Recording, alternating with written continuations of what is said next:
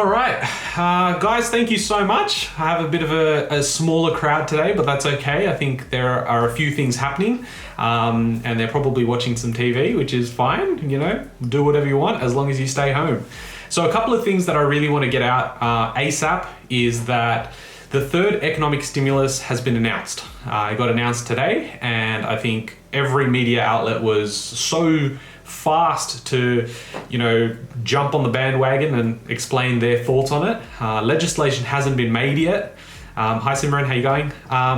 So legislation hasn't been made yet, but effectively what they're trying to do is $1,500 a fortnight to casuals, full-timers, part-timers. Even if you've lost your job, you can still apply to have someone, your past employer pay you, which is awesome.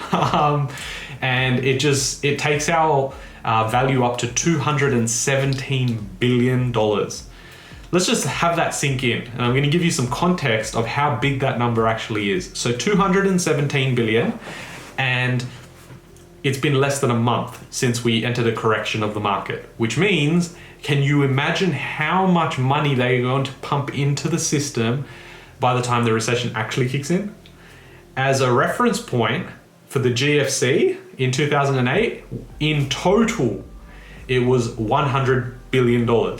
We've already spent more than double that, okay? So what that means is whatever they're pumping in, and a lot more that they're pumping in now, is just going to make the hyperinflation after this a lot bigger.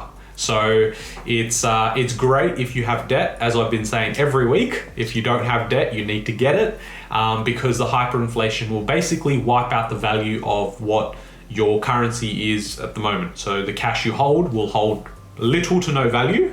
And the best way to illustrate that example is effectively, if you bought a place for $1 million today, in 5 years' time, it's worth $10 million, but the amount of rent, the amount of wages you're making, if say the wages you're making at the moment is $80,000, that will soon become $800,000.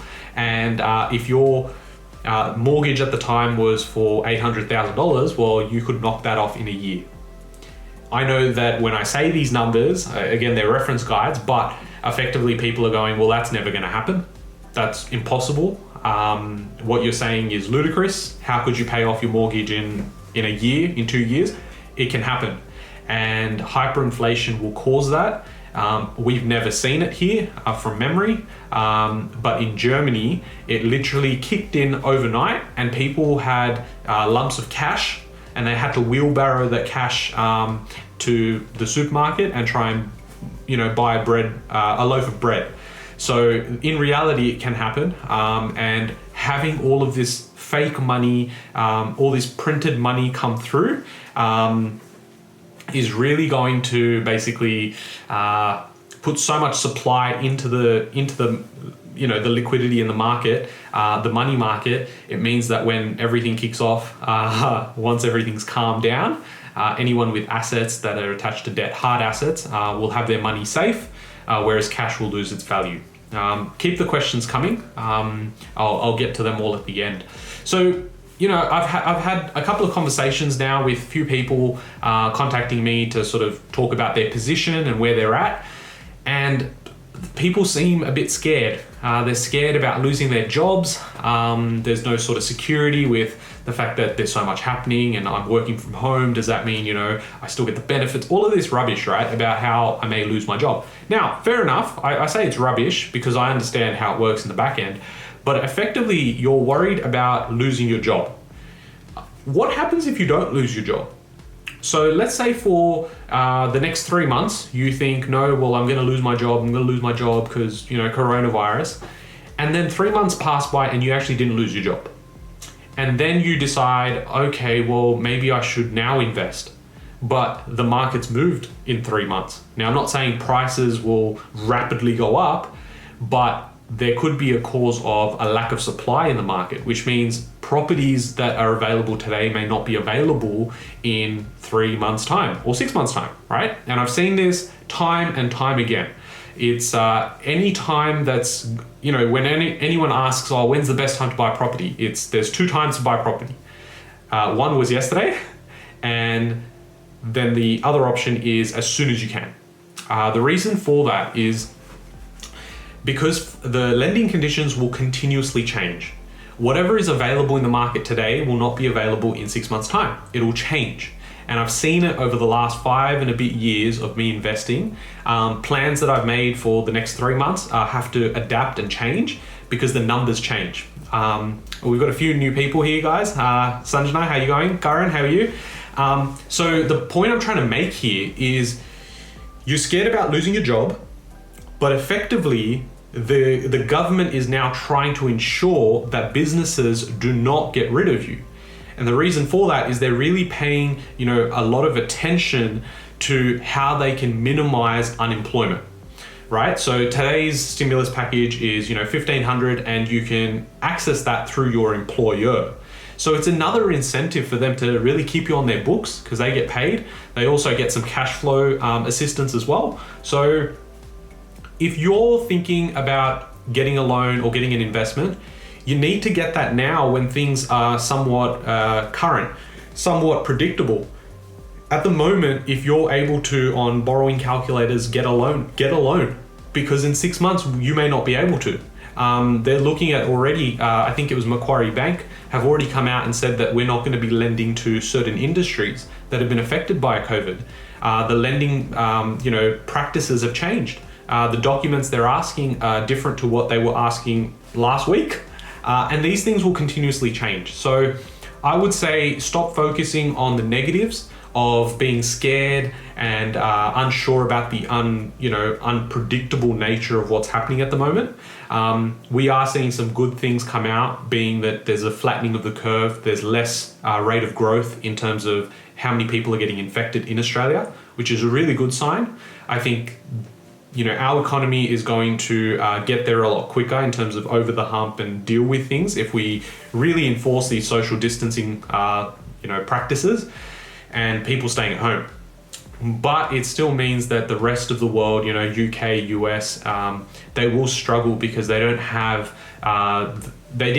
the foresight to really implement practices that stopped the virus from spreading so quickly, and now they're probably in the upswing of how this is going to affect them. So sticking to topic, I really want to ask you and get your thoughts on it, or at least get your logic behind it, is how is the market supposed to crash? The property market I'm talking about, right?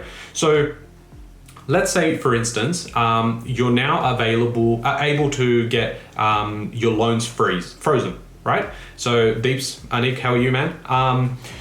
So you get your loans frozen. So let's say, for instance, I'm unable to pay down one of my repayments, and I've gone, hey bank, please, can you freeze my repayments? They are literally asking like 2 questions, okay? They're going, okay, what would you like to do today? And you're like, I want to freeze my repayments. And they're going to go, okay, cool. Well, we can do it up for 6 months. Just curiosity, what do you do? I'm in entertainment. Okay, cool, no worries. Well, that's effective as of now. I'm going to put through the email and I'm going to send you a letter. That's the process. You've got to wait on the phone for a while because there's so many people doing it, but effectively that's how it works. Now, if everyone is able to get their loans frozen, their repayments, so now if I can't afford my repayments, I've frozen them, why would I sell? So what incentive do I have to want to sell that property? I don't have any incentive, right? So if I'm not going to sell during this pandemic and unprecedented event that everyone's scared by, I'm just going to wait 6 months. And chances are, if we aren't through this come 6 months, they're going to extend that to 3 months and 6 months, and they're going to assess the situation again. The government has made it very clear, based on their actions, that they are not willing to sacrifice losing the foundations of our property market at the expense of, looking like idiots with all this stimulus coming in. There is an agenda. And if you pay careful attention, it's all written all over the walls, and it's fairly simple if you know what to look for. And it's effectively them saying to themselves, look, we're going to prop up the property market and hold the economy just so we can pause it, okay? They just want to pause. And as soon as we've paused it, right, they're going to effectively go, look, we're just going to have this play out.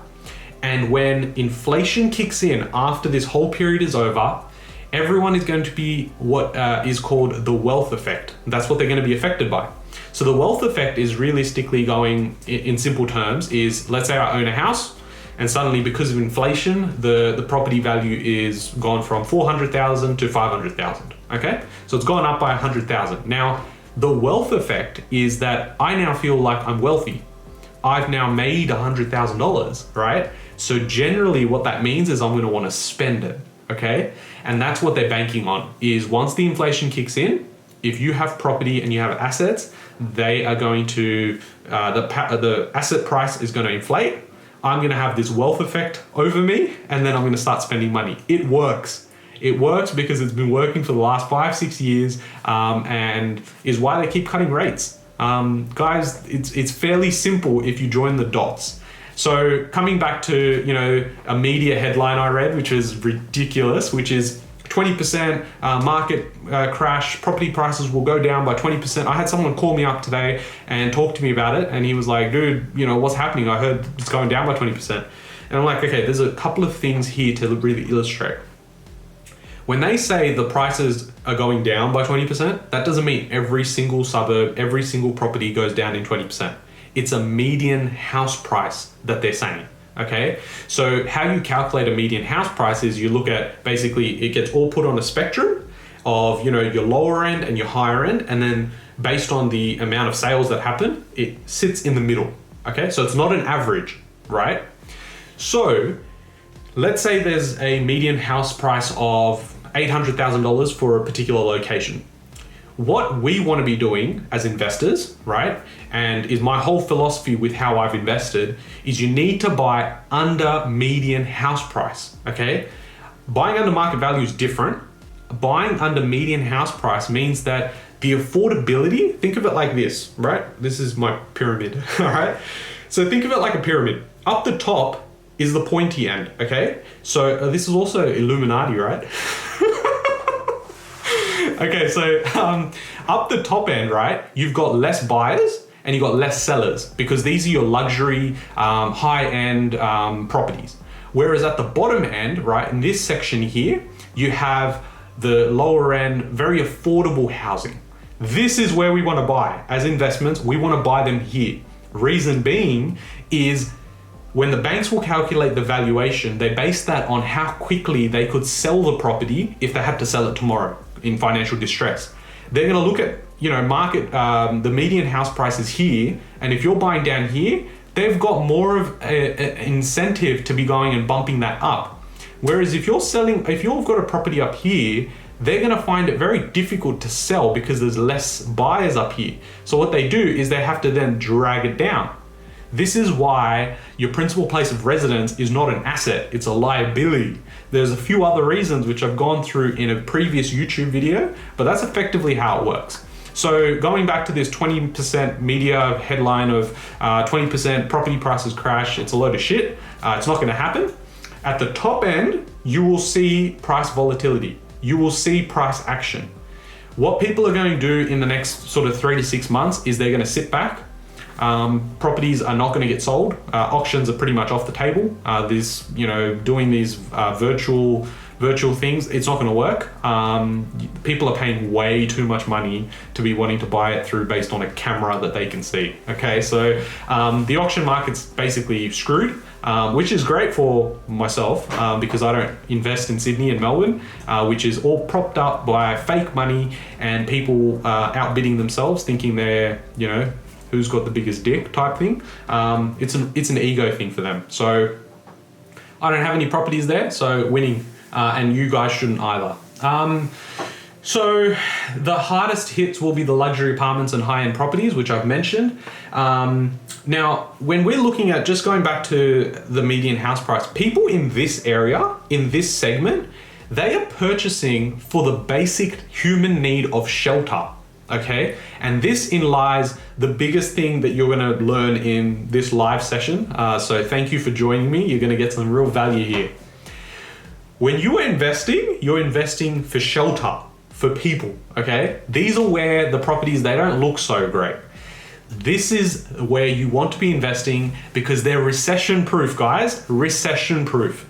I don't care if you lose your job. Doesn't matter. It doesn't matter if your tenants are basically, gonna muck up the place and they're gonna leave. You have insurances in place. Recession proof properties are a thing. And I've built my whole portfolio on these foundational properties, okay? How it works is if you have a property that you've say purchased at that $200,000 to $220,000 range, and you're now getting a rental repayment of $300 a week. So it's like 7-8% rental yield. So it's positively cash flowed. So if you lose your job tomorrow, doesn't matter, right? And if your tenant leaves, you can freeze the repayments. When has that ever been a thing? You're effectively going to the bank, hey, I want a 6-month holiday from paying my repayments because I can't make them. The thing is, they're not even asking questions because they win in this process. They get the money through the RBA and they're happy days. They're gonna make money on the interest you capitalize on, and they get money from the government to sort of help them out as well in the liquidity part of it. But these recession-proof properties, right, your tenant can't even be affected by coronavirus, okay? They are basically going, hey Tahi, how you doing? They're basically at the point where Centerpay is paying you, okay? So your tenant is Centrelink, right? So what are they gonna claim? Oh, I've lost my job. Well, you're already on Centrelink, so your tenant is not paying anything, basically. Centrelink pays you. So you've got a tenant, cash flow is in there. You've got your banks helping you out with freezing repayments, but the truth is they're positively cash flowed, so why the hell are you freezing your repayments anyway, right? And you don't have a job. Okay, so what? It is a no-brainer, guys. In the last 5.5 years that I've been investing, my income has gone like this every year. Every year it goes up and down. Sometimes I don't know when I'm gonna get paid next because I run a business, okay? I'm not scared because I invest in investment grade properties that allows me to maintain lifestyle. It means that I can go to sleep at night, not going, oh my God, I don't know how to pay this loan down. It doesn't matter if you make an income or not, right? Because if anything, it's providing you an income. So stop being scared. The only thing you should be scared of is the next point I'm about to make, and it's very important you listen. Right now, if you're to say purchase something, okay? You purchase an investment property and you go, oh, okay, well, the prices may come down in the next 6 months, it might come down 10%. Well, we're buying under market value, so you're really not gonna feel that. But let's say it does come down 10%. Most people, 99% of people right now are scared. They're fearing the unknown. And what they're gonna do is they're gonna sit there and wait. This is what I had one guy call me today, and he said, I'm literally gonna wait because the market's gonna dip. And when it dips, I'm gonna buy.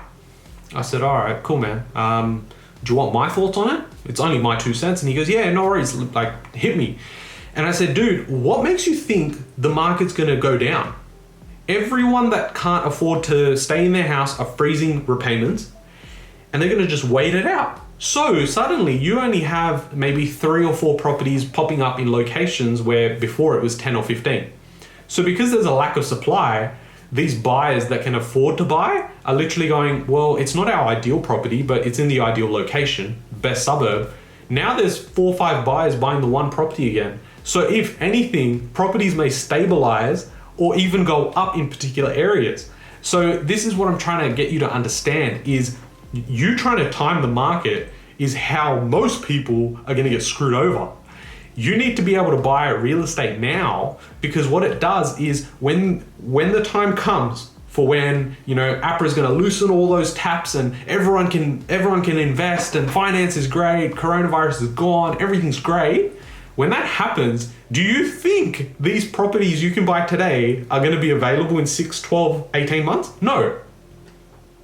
They will be, some will be, but they're not gonna be at today's price. And that's when FOMO kicks in. It happened in Sydney, and you don't have to go too far to realize exactly what that looked like. People started buying properties that they couldn't afford just because they thought, oh, it's silly money. I know people that bought a property and within 11 months of not doing anything, they were making $100,000 to $150,000 on them, right? That's what the market will look like. It's stupid money, and you need to get yourself educated. I'm glad you guys are here. If you guys need to know a bit more in detail about what I'm talking about and the concepts, and look at previous market updates. It's all on the YouTube channel. Check it out because it provides some context about where this is heading. What I was saying 4 weeks ago is happening and is about to happen. Right now we're at 217 billion. We're gonna hit 1 trillion by the end of the year in stimulus. So what does that look like? Where's that money gonna go? They announced that you can take out money from your super. Now this was very important. Some people were just like, oh yeah, cool, whatever. I can sell, I can get money out of super. This is very important. Super, right? Your super funds have invested your cash into the share market. So now if you're able to take out $10,000 per person per financial year, you're effectively saying that you're allowed to take out $10,000 while the market's dropped by 30%, okay? Now, 99% of people are gonna go, hey, it's dropped by 30%. People are saying recession, maybe a depression. I don't even know what that is. It's gonna continue going down, right? So they're gonna pull the 10,000. So let's say myself and my wife were to go, okay, great. I can take out 10,000. My wife can take out 10,000, and we do that in May. And then the 1st of July, I'm gonna take another 10,000 and she's gonna take another 10,000. Now we have 40,000, okay? That all came out of the share market. So if people can do that now and they realize these losses, what do you think is gonna happen to the share market, right? Like everything's coming crashing down. People are gonna go, oh my God, we're gonna pull it out of the share market, and they're gonna take it, and they've got a couple of choices. We put that in cash, or we put that into property as a safe haven. Now, most people are gonna keep it in cash because they're scared, but you're not gonna be most people. You're gonna take action and you're gonna be proactive, because right now, it's literally going, if 99% of people are going this way, you need to pivot and go this way, right? For me, it's worked really well over the last 5 years of investing. I don't know what to tell you, in terms of credibility, I will go through exactly what my portfolio looks like. But essentially, it's doing the opposite of what the 99% will do to then be able to get the 1% results. Yeah. Look, in good news, the flattening of the curve, coronavirus, I think we're still quite far away from a vaccine. I think for the next 3 to 6 months, we're going to be in a very similar lockdown situation to what we are experiencing now. So, this is the best time to be, starting up on those ideas and hobbies and side hustles. It's such a good time. I want to finish up on one thing, right? And it's an analogy. If you were on the Titanic, right? If you're on the Titanic, and the Titanic in this case represents the bubble, okay? So the bubble in this case was our financial system is flawed. There's fake money, QE, all of this rubbish, right? But we used the iceberg, right, being coronavirus, being a health issue, saying that that's the reason why the whole economy is coming crashing down. It's not. The financial system itself was flawed. It had cracks within the systems, and it was supposed to crash 2016 and then again in 2018, and we're finally here now, so it's definitely going down now. We're gonna see the global financial depression this year, which is, I say that, smiling and happy, but I know a lot of people are gonna get hurt. Right now is the best time to take the proactive approach. If you think you know how this works, maybe just check. Maybe Google those things that are a bit unclear. I had someone send me a video today that said it was an ad that came out of some Fed central bank somewhere in the world, and they were like, it was an ad saying, right now guys, do not take out your money from your banks. The banks are the safest place to keep your cash. They're creating ads on this. Do you know what that means? Like, it is ridiculous, and yes, unprecedented in regards to the virus itself, but this is unprecedented on so many levels. We're getting so much money, we're freezing accounts. This is like, guys, the government is realistically gonna pay for shit. They're gonna pay for your rent, they're gonna start paying for your bills, they're paying our wages now. It's all gonna happen, and when we turn the corner, it's like the similar thing with the Titanic. when everyone decided, holy shit, we are in a shit fight, we need to get to the emergency lifeboats. In this case will be, hey Ravi, can you help us find a property? We really need to invest before this market, goes up and upswings. There won't be enough boats. There's not going to be enough time to have all those calls, because I've mentioned this to people who've called me before. I am not in the game to try and help 300,000 Australians. I'm in the game to help 10,000 or 10 people, right? Where I can help them purchase 1, 2, 3, 4, 5 properties and have their investment journeys across with their blueprint and strategy. I'm not interested in helping 10 different people invest 1 property each. Not interested.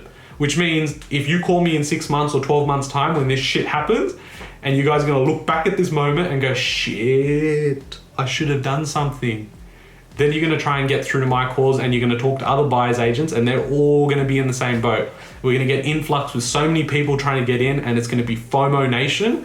But guys, it's up to you. If you're scared, you're scared. I can't help you with that. I'm not here to try and convince you of anything. I'm here to try and get you some pieces of information, educate you, and clarify a few things that are probably lingering in your head. Right now, I stand by it. I am suggesting to you, if you can get a loan, get a loan. It is an amazing time to be investing. Guys, if you have any other questions, DM me. I didn't want to run for too long. We've hit the 30-minute mark. Guys, if you also want to check out the entire video, if you've just joined in the last sort of 5-10 minutes, I'm not going to actually share this video on IGTV as a live. I'm going to put it up on the YouTube channel as always. So check it out there, guys. Please be safe, wash your hands, and I'll catch you guys in the next video. Peace out. All right, guys, that was another live session. So I'm obviously not going to share that on the IG story that I do straight after the live, so you can access that, for 24 hours. I want to try something different. So you guys are probably seeing it for the first time on YouTube, so welcome. If you guys haven't subscribed, then please do. I have made it a very big priority for me to get as much information out as possible in this time of uncertainty. I really want to help. So guys, subscribe and like this video if it's brought you any value. I'll catch you guys in the next video. Peace out.